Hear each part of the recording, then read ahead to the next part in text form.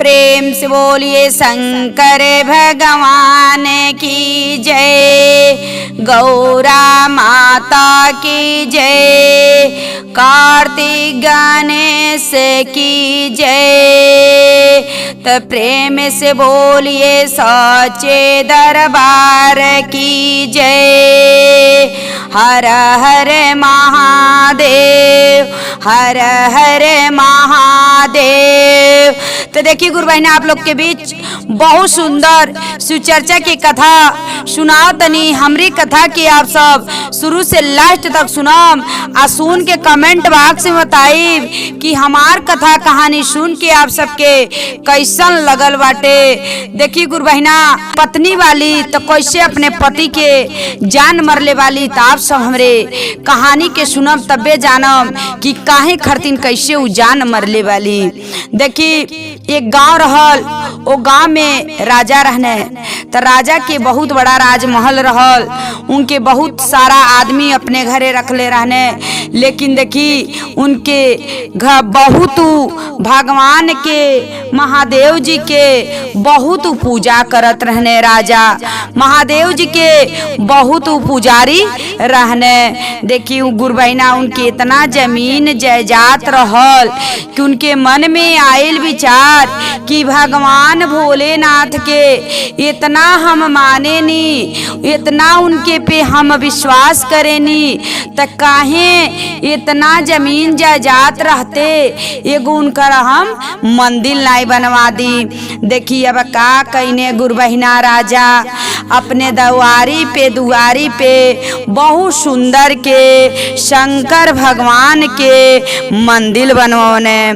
शंकर भगवान के शिवलिंग रख के आ जब मंदिर बनवा देने तो कहने कि मंदिर बन गइल बा, एके सफाई करे के, पूजा करे के, शाम सुबेरे कोनो पंडित के रखे के पड़ी। देखी अपने तो महादेव जी के मंदिर बनवा देहनी, लेकिन अब पंडित के खोजे लगनी। लेकिन देखी गुरु बहिना, वही गांव नगर में एक बहुत भोले भाला एगो पंडित जी आईने, बहुत अच्छा एगो पंडित जी आईने कि उनकर दुआरी पे आईने भिक्षा मांगे। जब उनके राजा के दरवाजा पे जब भिक्षा मांगे आईने तो राजा कहने वो पंडित से कि ऐसन बात बा कि काय आप भिक्षा मांगतनी, बहुत सुंदर हम भगवान के मंदिर बनवले बानी भोलेनाथ के, वही में आप पूजा शाम सुवेरे करम, आपके जवन होला तवन हम आपके दे देम। कहने उ ठीक बाटे, का करे के बा। राजा साहब जब कहतनी तो हमरे कौन पत्नी आ कौन हमरे केहू बाटे परिवार, केहू बाना आ का करे के बा। चलो अपन भगवान के मंदिर मिलल बा, वही में अपन दिन राति वही में अपन उन्हीं के सेवा में लगल रह। ऐसे गुरु महीना जब कुछ दिन बीतल तो उनके राजा के बहुत सुंदर एगो पुत्र पैदा भइने। जब बहुत सुंदर एगो पुत्र पैदा भइने तो राजा के महल में बहुत खुशी भइल कि राजा के बेटा पैदा भइल बने तो उनका राजकुमार नाम धरा गइल। जब उनका राजकुमार नाम धरा गइल तो बहुत अच्छा से राजा उनके पढ़ा लिखा के बहुत उनके ज्ञानी बनौने। जब वो इतना ज्ञानी देखी कौनो ऐसने पद पे हो गई ने राजा कि राजा उनके लड़का के नाम रहल राजकुमार, लेकिन वैसे राजकुमार नियर काम भी करे लगने।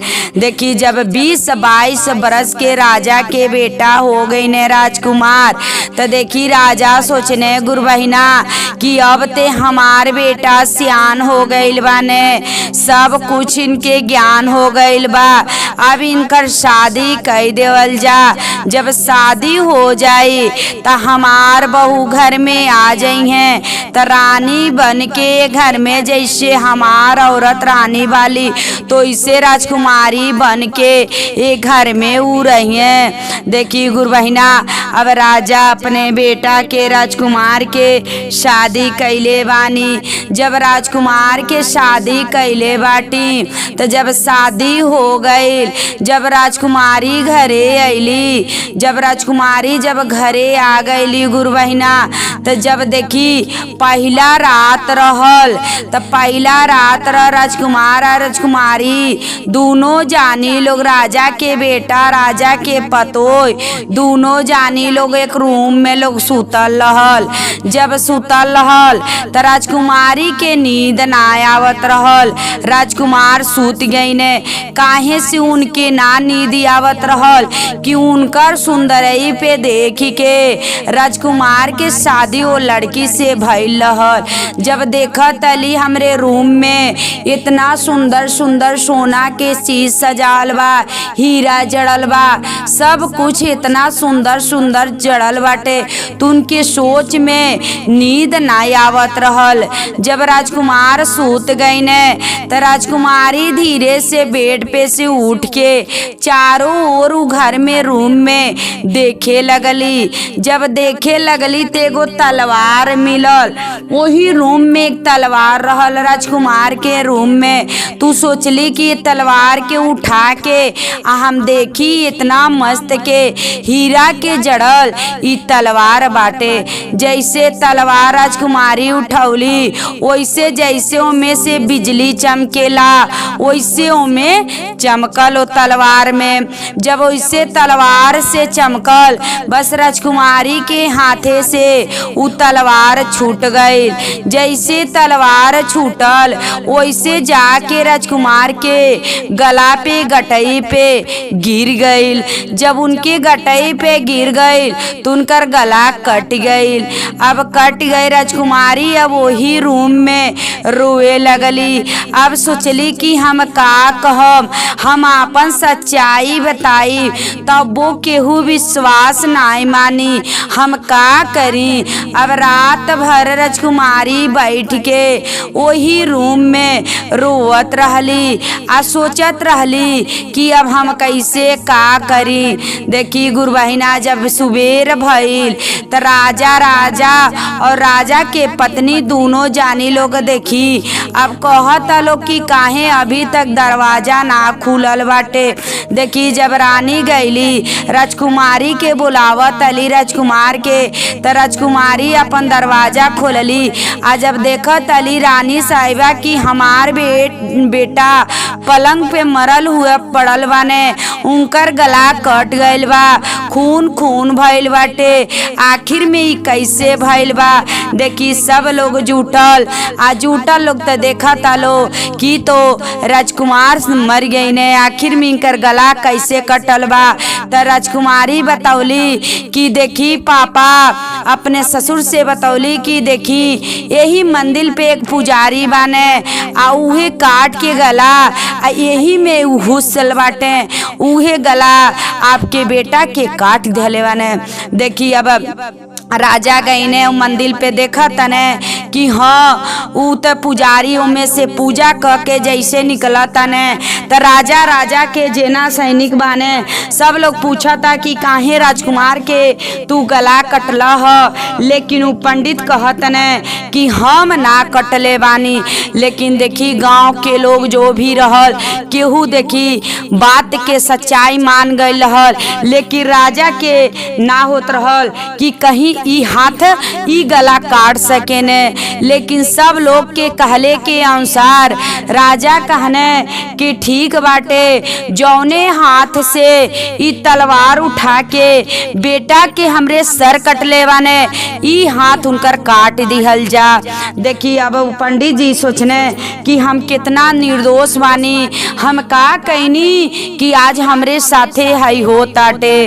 देखी अब का भइल, वही जा ओ पंडित पंडित के हाथ कटा गईल। जब हाथ कटा गईल, अब वो नगर, वो गांव, वो दुनिया दूरी छोड़ के अब चल गई ने। जाके अब सोचा तने कि कौनो हमके ऐसन जानकारी मिलत केहू त हम पूछती आखिर में काहे ई हमरे साथे भइल बाटे, ई काम के कैले रहल, हमके काहे लगल बा, हम काहे इतना निर्दोष पापी हम काहे बनल बानी। देखी जात जात उनके केहू बतावल कि ये गांव बाने एगो पंडित बाने, देखे ने तो उ जवन भी रहेला तेकर उ बता देने। देखी अब पंडित जी, वो पंडित जी के घरे पहुँचनी। आज जब पंडित जी के घरे पहुँचल बानी तो पंडित जी की औरत रहली। तब पूछा तनी जब पंडित जी, तो पंडित जी के मेहरारू अपने पत्नी, अपने पति के बारे में उल्टा सब बोलत रहने। देखी पंडित जी जेकर हाथ कटल बा सोचा तने कि कैसे इनकर पत्नी ते इतना खर्रूस वाली आ कैसे ई कार करतौले। पंडित जी हुईने जन ज्योतिषी पंडित जी, देखी गुरु बहिना इतना विद्वान, इतना बुद्धिमान बोलल माने तू अइने त पूछने कि ऐसे ऐसे बात ही हवे। वो पूछने त कहने कि ऐसे ऐसे बात ही ह, हमके आप बता देती। देखी वो अपने जगह पे पंडित जी बैठने आ इन्हों के बैठौने, बैठ के कहने कि ठीक बा, आपके का भइल बाटे हमके आप बता दी। त कहने पंडित जी पहले हमके न बताई, आखिर में आप इतना ज्योतिषी बानी, इतना ज्ञानी बानी, इतना सब कुछ जानो तनी, त काहे आपके पत्नी आपके इतना बुराई इतना करत रहे। कहने कि देख ई अपने कर्मों के फल ह, ई अपन कर्म, हम अपन कर्म बिगड़ले रहनी अगले जमाना में, ते जमाना में हमकी फल मिलता। कहने पंडित जी आखिर में आप कवन कर्म बिगड़ले रहनी कि आपके साथे ऐसन होता।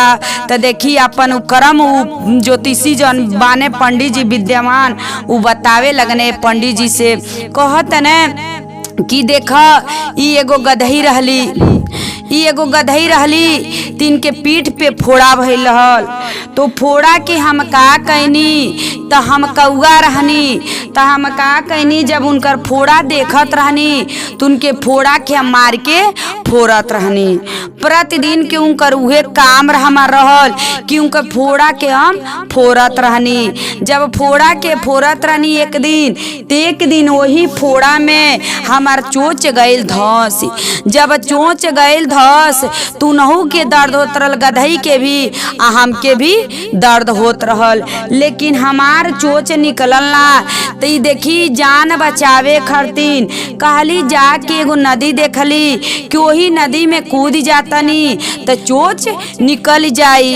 देखी अब जैसे गधई कूदल वाली तू गधई भी वही पानी में कूदली, हम उनके साथ साथ गईनी। दोनों जानी के हमन के एक साथ प्राण निकल गईल, हमन के मर गईनी।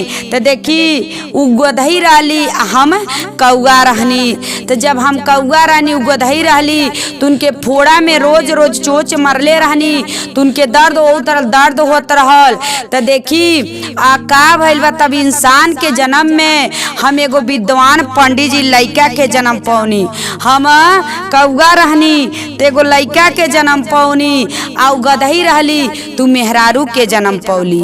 उ मेहरारू के जन्म पौली तो यही से ये जमाना में उ हमके जितना कुछ कहेली तो हम अपन कर्म जाने नी, तो यही से उनकर बाती के हमके बर्दाश्त करेनी। हम बोले नी ना, कहे नी बोल तो से ज्यादा और हमरे पे पाप गजी। जहिया इतना पूरा हो जाई तैया हमन के दोनों जानी के बैठ जाई। देखी कहने पंडित जी बात तो सही कहनी, तब हमार काहे आखिर में हम का कैले बानी कि हमरे साथे ऐसन भइल। तो देखी कहत ने पंडित जी बताओ तनिका कि देखा तू एगो जंगल में बैठ के आ तू एगो ऋषि रहल, तो वहाँ जाके तप पे करत रहल, वहाँ जाके मन में भगवान के नाम लेत रहल।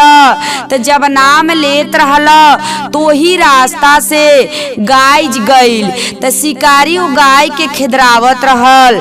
जब खिदरावत रहल ओकर जान मारे के, तू शिकारी पूछलस कि का तू देखला वह हे राहे गाय गईल, तू कहला हाथ उठा के हाँ हेरे गैया गईल ह। तो जब हेरे गैया गईल ह तू का कैला, शिकारी गाय के पा गईल, आ जब गाय के पागल त गाय के काट देहलस।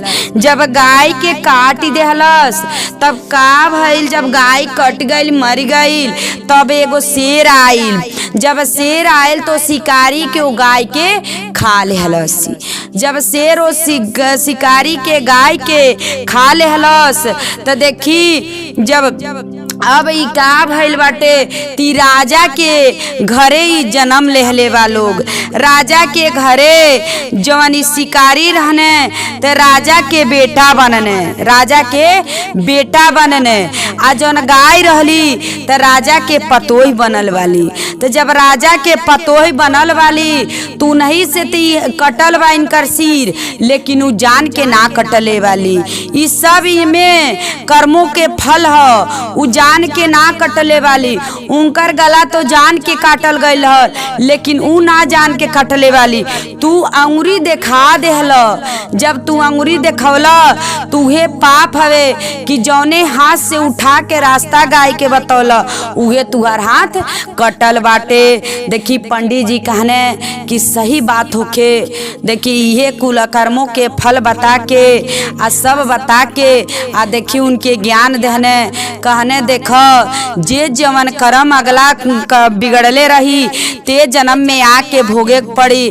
अगर सब केहू अपन कर्म जानत तो सब केहू उ जान के अपन पूरा करत। देखी सब केहू कर्म बिगड़ले बा ते ही से ये समय भोगता। ते केहू के देखी कुछ बतावल ना जाला, केहू के साथे गलती ना कइल जाला। गलती कइल अगला कर्म में हमार लिखल बाटे, अगला जन्म में लिखल बा कि तुहार बदला चुकी। तुहे देखी बदला चुकल बाटे। देखी गाय पत्नी बन के अपने पति के हत्या कैले बाटी, आ देखी गदही पंडित जी के मेहरारू बन के देखी पंडित जी के कितना दुख देले वाली। कितना ज्योतिषी कितना ज्ञानी रहने लेकिन कितना दुख देले वाली। तो आप सब गुरुबहिना हमरे कथा के सुनले रह तो कथा के कथा अच्छा लगल हुई तो आप सब कमेंट बॉक्स में हर हर महादेव लिखम।